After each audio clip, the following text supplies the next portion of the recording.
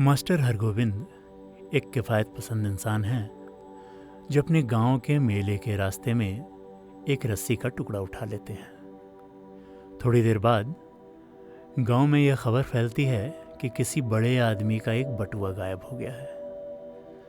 रस्सी का टुकड़ा उठाने का ये छोटा सा काम मास्टर हरगोविंद को इस चोरी का संदिग्ध बना देता है। वह अपनी बेगुनाही की कसम खाते हैं, लेकिन लोग उनकी बात पर भरोसा नहीं करते। एएनसी स्टूडियोज प्रेजेंट्स कहानियों का सिलसिला। एएनसी स्टूडियोज प्रस्तुत करते हैं कहानियों का सिलसिला।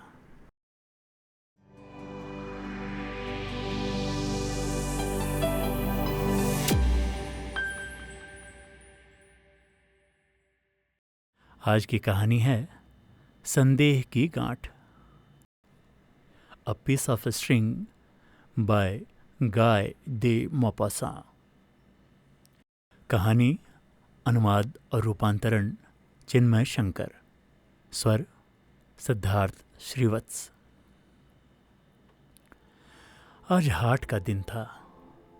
सोनपुरिया हाट के रास्ते पर चारों ओर गांव के किसान और उनके परिवार के लोग उमड़ रहे थे। मर्द धीरे धीरे चल रहे थे, जैसे उनके लंबे टेढ़े पैर हर कदम पर धरती से जुड़े हों।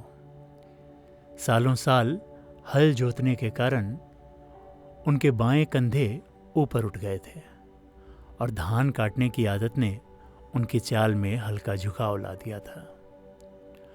उनके कलफ किए हुए कुर्ते सूरज की रोशनी में चमक रहे थे। गले और आस्तीनों पर कहीं कहीं कढ़ाई थी, जैसे किसी शादी ब्याह में पहना जाने वाला कपड़ा हो। लगभग हर किसान के हाथ में एक रस्सी थी, जिसके सिरे पर एक गाय या बछड़ा बंधा हुआ था। पीछे पीछे उनकी औरतें थीं, जो एक हाथ में गमछा लटकाए और दूसरे से आम की डंडी से मवेशियों को हाँक रही थी। इन औरतों की चाल में एक अलग ही उत्साह था। उनकी टोकरी में से मुर्गों और बतखों के सिर बाहर झांक रहे थे। वे जल्दी जल्दी चलती, जैसे हाट की भीड़ में पहुंचने की होड़ हो। रास्ते भर सिर्फ आवाजें थी, खुरों की थपथप, घंटियों की रुंझुन और ढोर डंगरों की हाँक। ऐसा लगता था मानो कोई बड़ी झांकी जा रही हो। यह सिर्फ बाजार नहीं था, यह हाट इन गांवों की जिंदगियों का धड़कता हुआ दिल था। सोनपुरिया हाट के चौक में बड़ी भीड़ जमा थी। मवेशियों और इंसानों का मेला। यहाँ हर तरफ गायों और भैंसों के सींग और आसपास के जमींदार किसानों की ऊंची भव्य पगड़ियाँ दिख रही थीं। औरतों के गोटेदार साड़ियों के पल्लू इन सींगों और पगड़ियों के बीच तैरते से लगते थे। गाय बैलों की रंभाट, इंसानों की तीखी बातों का शोर और बैलगाड़ियों की चरमराहट ने जैसे पूरे माहौल को सरगर्मी से भर दिया था। बीच बीच में किसी मजाकिया किसान की जोरदार हंसी गूंज उठती थी, या फिर किसी दीवार के पास बंधी किसी बकरी की मिमियाहट सुनाई दी जाती थी। हवा में गौशाले की महक, दूध की सौंधी खुशबू, घास का गीलापन और इंसानी पसीने की गर्माहट खुली हुई थी। कोई आवाज आती, अरे राम खिलावन, देखो तो भैंस का दाम कितना बढ़ा है इस बार। दूसरी तरफ से कोई चिल्लाता, पता नहीं कौन सी नई नस्ल लाए हैं ये लोग, चमड़ी तो एकदम लकदक चमक रही है भाई। यह हाट सिर्फ सौदेबाजी के लिए नहीं था, यह तो गांव वालों के लिए मिलने जुलने और जिंदगी को समझने, दो घड़ी जी लेने का एक बहाना था। इस हाट में मिट्टी की महक और गंवई जिंदगी की पूरी आत्मा समाई हुई थी। मास्टर हरिगोविंद, बरौता गांव के निवासी, ने अभी अभी सोनपुरिया हाट में कदम रखा था। चौक की ओर बढ़ते हुए उनकी नज़र एक पतले से रस्सी के टुकड़े पर पड़ी। मास्टर हरिगोविंद, जो अपनी कंजूसी के लिए मशहूर थे, तुरंत सोचने लगे कि रस्सी को रख लेना चाहिए।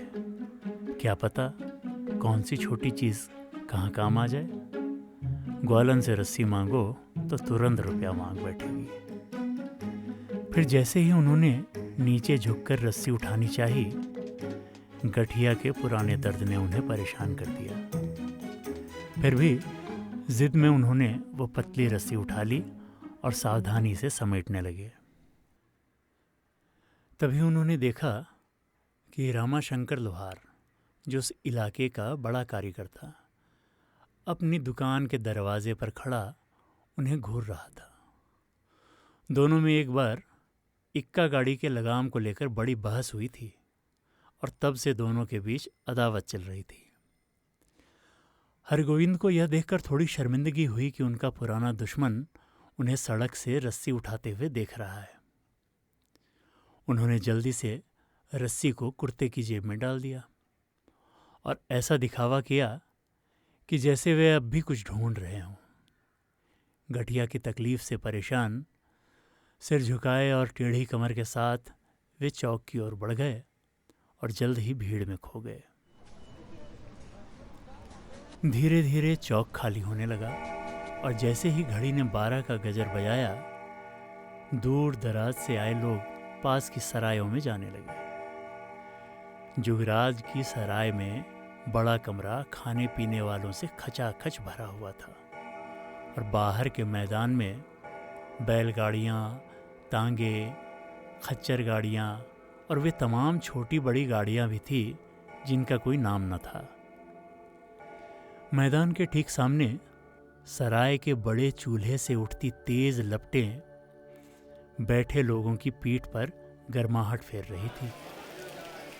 चूल्हे पर 3 सीकें लगातार घूम रही थी, जिन पर मुर्गे, कबूतर और बकरे के बड़े बड़े टुकड़े भुने जा रहे थे। मांस के भुनने की लाजवाब खुशबू पूरे कमरे में फैलकर हर किसी का मन ललचा रही थी। जुगराज सराय में गांव के बड़े किसान और जमींदार दावत उड़ाने बैठे थे। जुगराज न केवल सराय का मालिक था, बल्कि घोड़ों और बैलों का बड़ा सौदागर भी था। उसकी होशियारी और जोड़ तोड़ के किस्से पूरे इलाके में मशहूर थे। हर कोई अपने खेतों और कारोबार की बातें करने में मशगूल था। कोई खरीदी बिक्री का हाल सुना रहा था, कोई फसल की बात कर रहा था। यह मौसम सब्जियों के लिए तो अच्छा है, लेकिन अनाज के लिए बहुत बेकार। और भी ऐसी ही बातें। अचानक आंगन में ढोल बजने की आवाज़ गूंज उठी। हर कोई अपनी अपनी जगह से उठ खड़ा हुआ। किसी के मुंह में निवाला था तो किसी के हाथ में गमछा, और वे सब दरवाजे और खिड़कियों की ओर दौड़ पड़े। ढोल के थमते ही नगर चौकीदार ने अपनी झटकेदार आवाज़ में अटपटे तरीके से अपनी आवाज़ को खींचते हुए ऐलान किया, यह खबर सोनपुरिया हाट में मौजूद हर एक आदमी और औरत तक पहुँचे। आज सुबह 9 से 10 बजे के बीच सोनपुर और बड़का घाटी के बीच वाले रास्ते पर एक काले रंग का चमड़े का बटुआ खो गया है। इसमें 500 रुपए की रेजगारी और कुछ कारोबारी कागजात हैं। जिसने भी पाया हो फौरन चौपाल पर या राम गोपाल हलवाई के घर जमा करा दे। बटुआ लौटाने वाले को 20 रुपए का इनाम दिया जाएगा। फिर चौकीदार ढोल पीटता हुआ चला गया। उसकी आवाज़ और ढोल की धीमी गूंज दूर से भी सुनाई देती रही। इसके बाद लोग इस घटना पर चर्चा करने लगे। हर कोई अनुमान लगाने लगा कि राम गोपाल हलवाई का बटुआ मिलेगा या नहीं। खाना चलता रहा। मास्टर हरिगोविंद ने अपनी खरीदारी पूरी कर ली थी और वो बस अपनी चाय ख़त्म कर ही रहे थे कि दरवाजे पर एक सिपाही का डगमगाता साया दिखाई दिया। सिपाही ने पूछा, क्या मास्टर हरिगोविंद बरोता गांव वाले यहाँ हैं? टेबल के दूसरे छोर पर बैठे मास्टर हरिगोविंद ने जवाब दिया, हाँ सिपाही बाबू, बोलिए, क्या हो गया? सिपाही, आपको मुखिया से मिलना पड़ेगा, बुलावा भेजा है। क्यों, क्या बात हो गई? वो तो पता नहीं मास्टर साहब, वहीं जाकर पता चलेगा। ठीक है, चलो। फिर वह सिपाही के साथ चल पड़े। मुखिया उनका इंतजार कर रहे थे, लंबे गंभीर व्यक्तित्व वाले और ठसक भरे लहजे में बात करने वाले। मास्टर हरिगोविंद, उन्होंने कहा, और सुबह सोनपुरिया हाट के पास आपको रामगोपाल हलवाई का बटुआ उठाते हुए देखा गया है। मास्टर हरगोविंद ने हैरानी से मुखिया को देखा। मैंने वो बटुआ उठाया? हाँ, तुमने। मैं कसम खाकर कहता हूं कि मैंने बटुए के बारे में सुना तक नहीं। तुम्हें देखा गया है। मुझे किसने देखा? रामाशंकर लोहार ने। मास्टर हरिगोविंद को अब सब याद आया। उन्हें बात समझ में आ गई और गुस्से से उनका चेहरा लाल हो गया। उन्होंने कहा, अरे अजी, उसने देखा क्या? उस हरामी ने देखा? अरे उसने तो ये देखा होगा कि मैं ये रस्सी का टुकड़ा उठा रहा था मुखिया जी, ये देखिए। यह कहते हुए उन्होंने अपनी जेब में हाथ डाला और उसमें से रस्सी का एक छोटा टुकड़ा निकाला। मुखिया ने अविश्वास से सिर हिलाते हुए कहा, मास्टर हरिगोविंद, आप मुझे ये यकीन नहीं दिला सकते कि रामाशंकर लोहार ने इस रस्सी को बटुआ समझने की गलती की होगी। उस इंसान के जैसे हाथ है वैसी ही उसकी बोली, सपाट और कठोर। मुझे नहीं लगता वो झूठ बोलेगा। मास्टर हरिगोविंद गुस्से से कांपने लगे। उन्होंने जमीन पर थूकते हुए कहा, यह सच है मुखिया जी, भगवान कसम यही सच है। मैं मेरे बच्चों की कसम खाकर कहता हूं। मुखिया ने बात आगे बढ़ाई। खैर, बटुए को उठाने के बाद तुमने कुछ देर तक धूल में इधर उधर देखा कि शायद उसमें से कोई रुपया गिर गया हो। देखा कि नहीं, सच सच बताओ। मास्टर हरिगोविंद का गला गुस्से और डर से घुटने लगा। कैसे लोग ऐसे झूठ बोल सकते हैं? कैसे एक ईमानदार आदमी पर ऐसा लांछन लगा सकते हैं? छी, कैसे? मास्टर हरिगोविंद की गुहारें बेकार गई। कोई उनकी बात पर यकीन करने को तैयार नहीं था। उन्हें रामाशंकर लोहार के सामने लाया गया, जिसने अपनी बात दोहराई और उस पर अडिग रहा। दोनों एक दूसरे पर गुस्सा निकालते रहे, बहस करते रहे देर तक। मास्टर हरिगोविंद ने खुद को जांचने परखने की इजाज़त दी, लेकिन उनके पास कुछ भी नहीं मिला। आखिरकार मुखिया साहब ने उन्हें जाने दिया, लेकिन यह चेतावनी देते हुए कि वह तहसीलदार को इस मामले की जानकारी देंगे और आगे की कार्यवाही के लिए समय निकालेंगे। यह खबर तेजी से फैल गई। जब मास्टर हरिगोविंद मुखिया जी के घर से बाहर निकले तो लोगों की भीड़ ने उन्हें घेर लिया। किसी ने कहा, अरे तुम तो बड़े चालाक निकले मास्टर जी। बताओ, सबको ज्ञान देते रहते हो, कभी खुद भी अमल कर लिया करो। अरे मास्टर जी के हाथ से चवन्नी ना छूटे, बटुआ क्या चीज है। गुस्से और हताशा में उनका चेहरा लाल हो गया।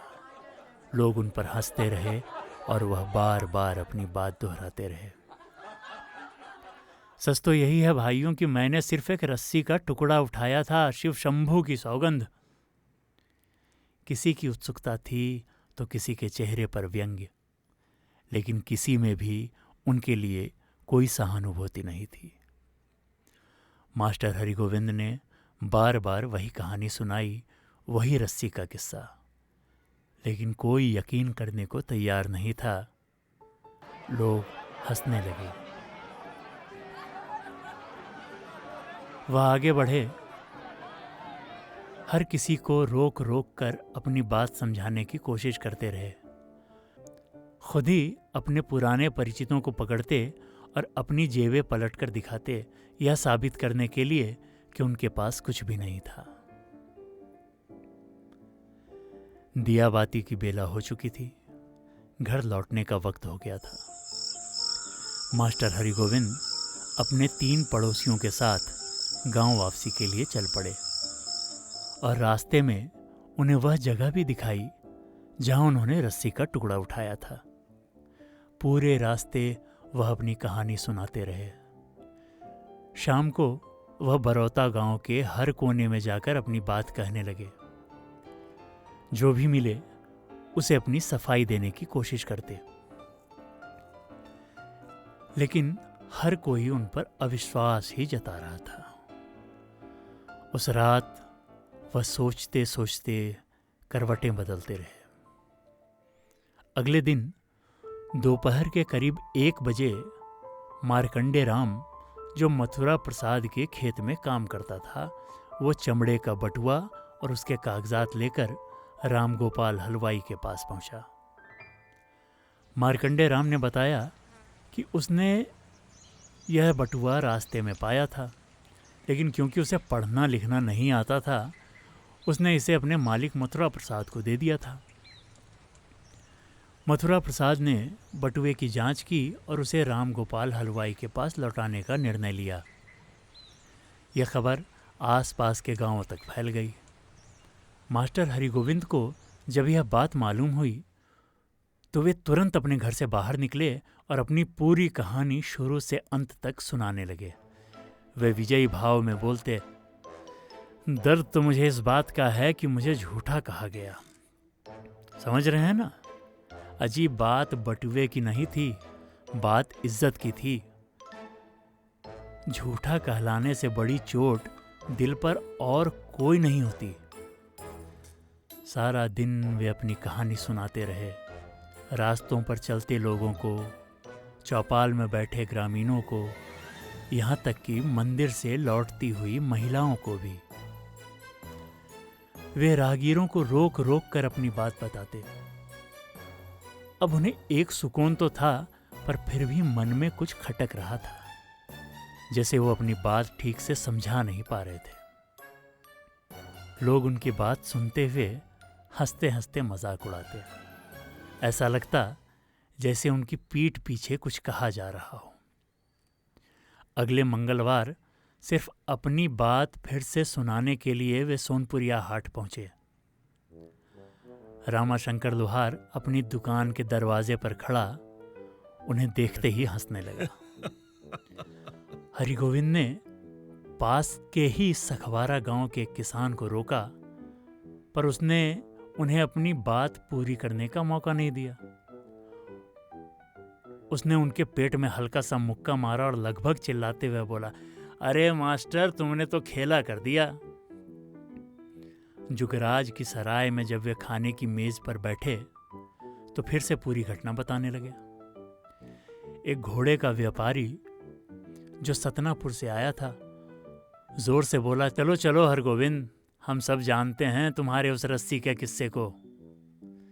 हरगोविंद बुदबुदाए, पर बटुआ तो उसके मालिक को मिल गया था।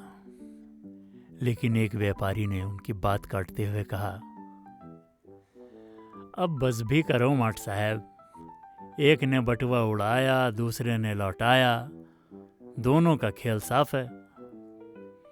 मास्टर हरिगोविंद ने विरोध करने की कोशिश की, लेकिन पूरी मेज पर लोग ठहाके लगाकर हंसने लगे। वे अपना खाना तक खत्म नहीं कर पाए और हंसी ठिठोली के शोर के बीच वहां से उठ के चले गए। घर पहुंचते तक हरगोविंद का गुस्सा और बेबसी और बढ़ गई। मन में एक अजीब सी उधेड़-बुन थी, जैसे कि उनके अपने ही दिमाग ने उन्हें धोखा दे दिया हो। सोचते रहे कि उनकी बेगुनाही पर शक सिर्फ इसलिए किया जा रहा था क्योंकि लोग उनकी चतुराई और उनके कंजूसी वाले स्वभाव को जानते थे। यह बात उनके दिल में तीर की तरह चुभ रही थी। अब उनका गांव में हर किसी को अपनी सफाई देने का चक्कर शुरू हो गया, लेकिन जितना वे सफाई देते, लोग उतना ही उन्हें झूठा कहते। पीठ पीछे लोग हंसते और कहते, अबे झूठे सबूत तो देखो इसके, चालाकी में पूरे 10 गांव में मशहूर है और कहता है मासूम है। हरगोविंद इसे महसूस करते। यह बातें उन्हें अंदर से तोड़ रही थी। धीरे धीरे उनकी तबीयत गिरने लगी। गांव के लड़के, पड़ोस वाले उन्हें बार बार छेड़ते। अरे मास्टर जी, वो रस्सी वाली कहानी फिर सुनाइए ना। वे किसी थके सिपाही की तरह बार बार वही रस्सी का किस्सा सुनाने को मजबूर हो जाते। उनके बोलने का जोश खत्म हो गया था, लेकिन कहानी की जिद नहीं। फिर जनवरी की कड़क सर्दियों में हरिगोविंद पूरी तरह बिस्तर पर पड़ गए। उनकी हालत दिन ब दिन बिगड़ती गई और जब आखिरी समय आया तो वे मुखिया जी का नाम लेते हुए, बड़बड़ाते हुए बोलते रहे, मुखिया जी, वो तो एक छोटी सी रस्सी थी, बस एक छोटी सी रस्सी। देखिए मुखिया जी, ये रही, ये कोई बटुआ नहीं था, रस्सी थी, रस्सी थी।